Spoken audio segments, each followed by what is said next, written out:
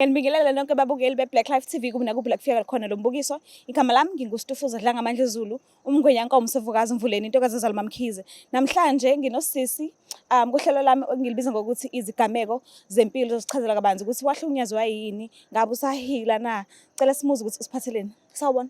Yebo, unjani sisi? Ngiyaphila kunjani? Ngiyaphila. Ngi-right namcela ubulisa ababukeli emakhaya, masisitshela igama nesibongo.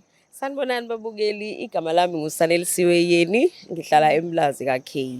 Ukhulele khona eMlazi? Yebo, ngikhulele khona. Okay. So beyinjani impilo na ukhula? Hayi, beyimnandi kona, hayi kodwa yonke phela, kodwa kunazo lezo indawo lezo uma ukhula zibe buhlungu, kodwa hayi ngingasho ngithi ngikhuliswe kahle ukhulu wami emakhaya for isikhashana esincane, then sabuyela eMlazi la ngihlale khona kakhulu noma. And then ke kwayila ngikhona engingasho ukuthi bese kumnandi kakhulu ukuhlala eduze kwama wami. So sithini ngisigameka kwenzakalani? Hayi, Iza nazo.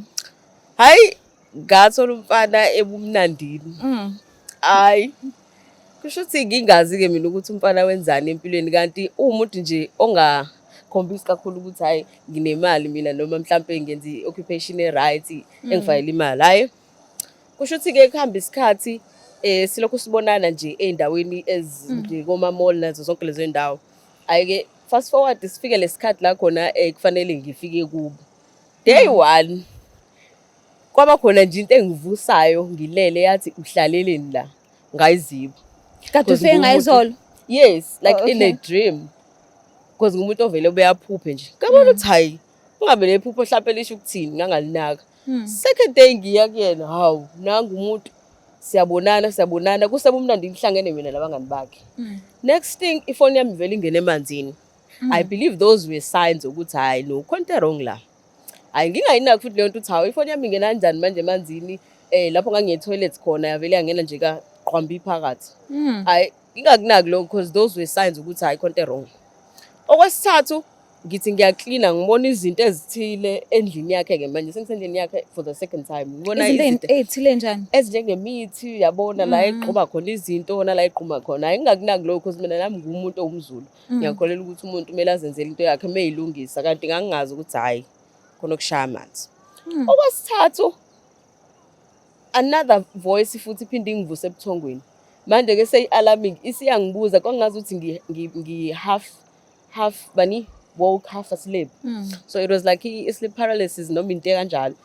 Hayi ngibona ithini voice ethi ngikubuzile ukuthi uhlaleleni, sekungathi kuyavela ke manje ukuthi ugogo othile. Hayi ngabona ukuthi hayi khona okushaya amanzi la. Hambe ke isikhathi futhi phela sabantu abahambayo babona izinto. Hayi ngithi kuthiwa nje usindile, obekuzolandela lapho ubezothwala ngawe. Hayi ila ngabona khona ukuthi no impilo icishe yasho, kodwa yona impilo yami naye yayisamnandi because kwakusawo 3 months bani indawonye. Sasingesida kakhulu isikhathi. So le voice le beyikubuza kanjalo only if uvakashele yena? Nalento iyayithusa. Mawusekhaya cha.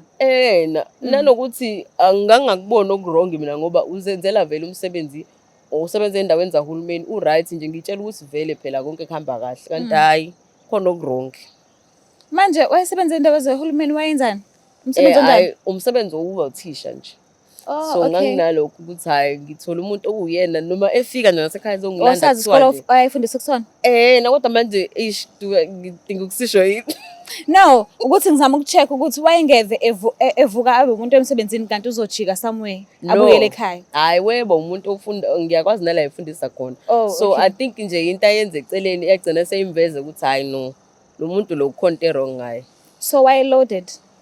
Ya ngasho njalo, kodwa futhi uyakwazi ukufihla kube ngazi ukuthi yena into ekhona empilweni yakhe ukuba uthisha nje kuphela.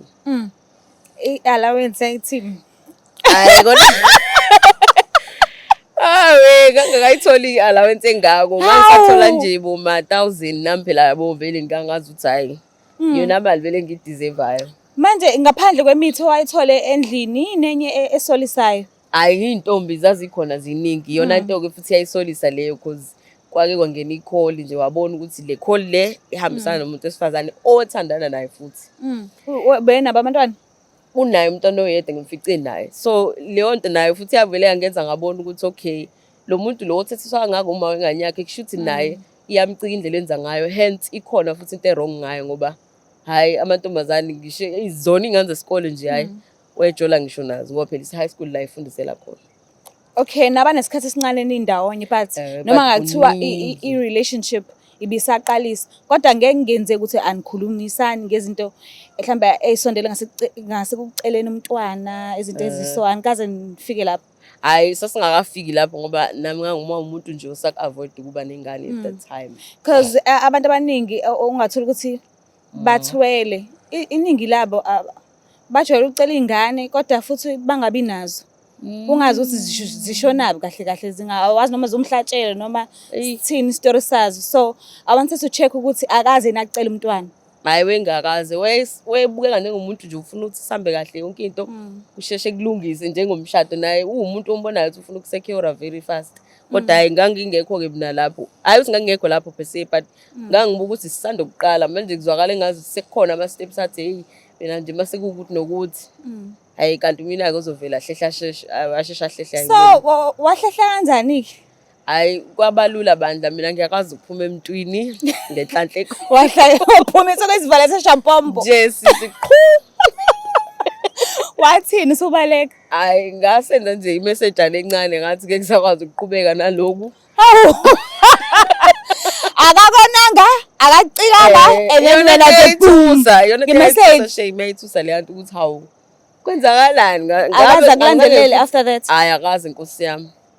Nginako futhi ukuthi mhlambe naye washeshe mhlambe wabona ukuthi engathi ngizoba inkinga noma i-threat ekuboneni imfihlo zakhe. Wakiya wangakulandelela? Hayi akazange Nkosi yami. Uphi-ke manje? Aqondana ukuthi nibonane? Hayi aqondani ngingathini aqondani ukuthi sibonane kodwa there was this one time la khona esake sahlangana nje mhlawumbe ngizothini kwi-mall. Sasibani kwangathi nje asazani because manje nami ngasheshe ngabheka le ngoba angifisi le yampilo.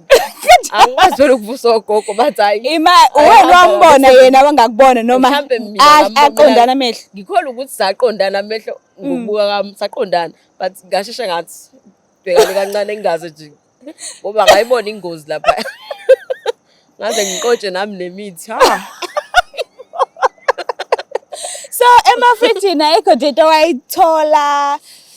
Hayi kona shame angeke ngisho ngoba ngisho umndeni wakhe kahle ubehlala kwi-backroom yakubo-ke. Nayi into ethusayo ukuthi mhlampe mina ngifika isithwalo sisasisha ngazi kwenzakalani kodwa ubengajampisi ubengayini lo muntu othi hayi kunezinto zakho loaded mase kwakhe siyakwakhe isn't like nje kwakhe akugona emzini wakhe kwi-backroom yakubo nje enhle right eyenziwe kahle kucaca ukuthi kuhlala umuntu ofundisayo njani njani. So uma ngabe kuthiwa ube decide ukuthi avela kutshela iqiniso ube uzohlala awubenge ngihlale emntaka baba ngiyalihlonipha kakhulu idlozi lami ngeke ngikwazi. Okay so yini ongayikhetha phakathi kobudlelwano nemali ngoba nakho ukuthwele kunokuthi uhlale kubudlelwane obungenamali? Loyo mbuzo-ke uthanda ukuba inkinga impela ngoba manje nemali ngiyayithanda. Kodwa-ke edlula nje kancane ngesimo sokuthi ngiyakusaba okwenzakalayo ngoba phela manje ngigcina sengi-involve iy'ngane nomndeni so ngingakukhetha abantu ukuxakeka kodwa ngakhetha ukuxakeka. Yona imali ngingayisaba wela bandla ngifuna ukukasha. So usisi ekhaya ocishe abe ngangawe othandana nomuntu othwele ungathini kuyena ukumluleka? Ngingamtshela nje Nkosi yami ukuthi okokuqala phuma njengesivalo seshampompo. Uthi haphu. Okwesibili the sooner the better. Kahle nje ngimi lapho phuma the sooner ngoba nje Nkosi yami ulimaza wena ulimaza nezinto ezizi like onikwe zezona ukuthi nje nawe ube nenhlanhla yakho as umuntu as umuntu mhlawumbe ngingathini omnyama because phela siyakholela ukuthi khona idlozi. So manje uma ngabe amandla akhe ethatha omunye umuntu hayi ngingasho ngithi hayi it's not worth it. Sibonga kakhulu ukuthi usivashele kuhlelo lethu. I hope usuwahila nanokuthi wafunda-ke isifundo. Hayi ngahila bandla cishe ngakhohlwa ukusho futhi ukuthi ayikona hayi kwabanzima ukuphuma ngoba inhliziyo yona yayibambelele ngoba umthando there was uthando shame there was uthando there was care nje so manje No, kwakunzima. bekunokunakekeleka Okuningi so ngemali manje- noma bekunothando. kokubili uthando nemali yabo nje ukunakeka nje ukuthi hey ngitshola nomuntu phela manje kodwa hayi kwakunzima shem ukuphuma kodwa ke Ezeni nobabili ke amasense kamereni bezinjani? hayi angeke ngisho kakhulu ukuthi Bezinjani? Mina ungakuzivi. Bezinjani? Azibi sisumbuzo wakho kodwa manje bezi right kakhulu manje yona lento eyibuye isolisa Nkosi yami kodwa ke Bezirayisi kakhulu. Bezirayisi kakhulu. kakhulu so manje bengibuye ngisho hayi Hey nkulunkulu wami. kulungile azihambe nako ubumnandi Ingakho kwabanzima ukuphuma. hayi bantu bekunzima Nkosi yami ngifuna ukungasho Siyabonga kakhulu sisivashela uhlelo lethu. hayi kulungile guys bye bye Bakithi ngicela ningakhohlwa ukuthi ni-subscribe, ni-like, ni-share ngithanda kakhulu. Bye. hayi Is der Black Life TV?